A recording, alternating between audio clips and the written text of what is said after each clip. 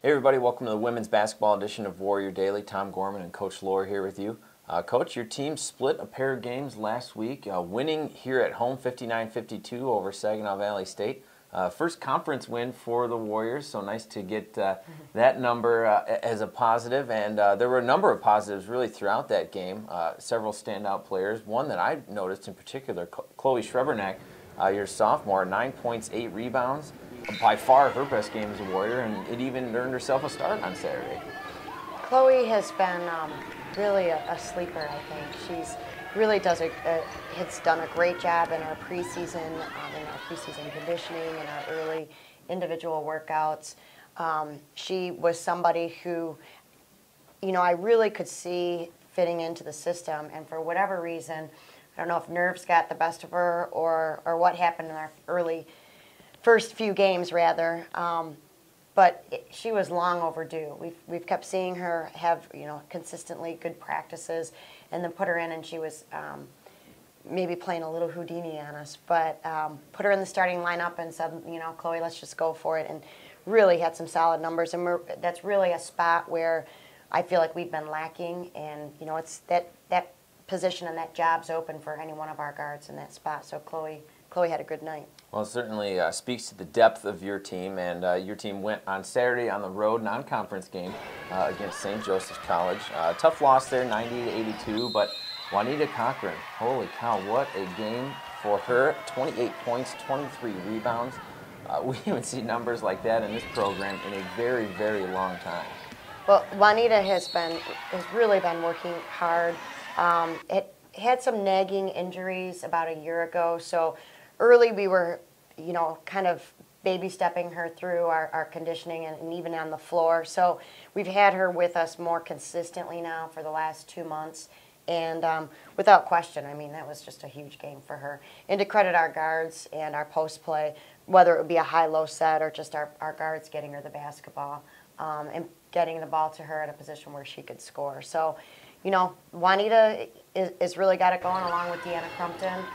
Another name that you hear me talk about quite a bit. So it's been exciting to see our post players really take off. It's only the 10th time in school history that anyone in this program has achieved 20 or more rebounds. So all-around impressive game for Juanita. Talking about some other players that stand out, you mentioned Deanna, and we've talked about a lot of your returning players over the last couple of weeks. But this week, kind of focusing on some of the newer Warriors, the people in their first year with their program, and Stephanie Monroe comes immediately to mind for me. 5 straight games in double figures for Stephanie Monroe. 15 points in the last 2 games. That's her season high. And she's averaging close to 5 assists a game. So she's really all around been a big contributor this season. She really has, and she's really been the catalyst in getting the ball to Juanita and getting the ball to Deanna and making things happen for us on the inside. Stephanie really came to us, and we weren't really expecting her to score a whole lot.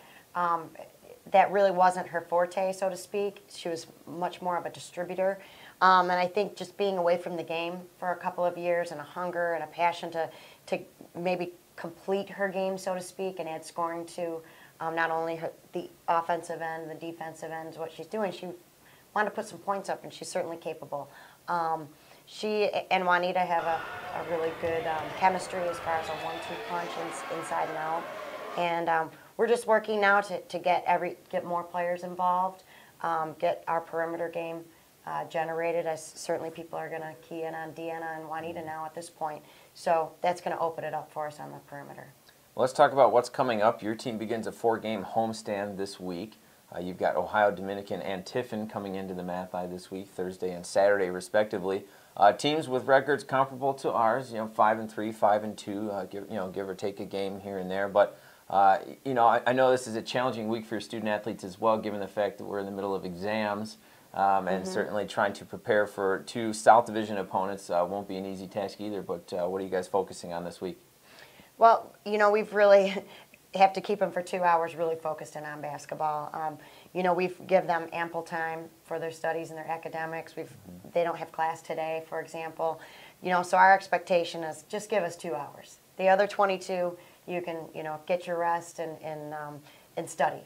So Ohio Dominican is, knocked off Ferris early, and then they've hit a little bit of a skid and they've lost 2, but they've lost 2 to some really competitive GLIAC teams, as they all are very competitive. So we really got to get back,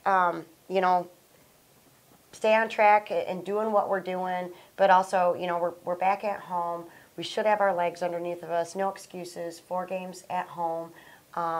We're kind of in a must-win situation though right now.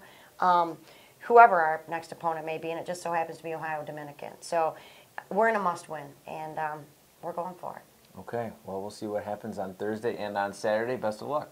Thank you. All right, thanks, Coach. That's it for this edition of Warrior Daily. We'll see you next week.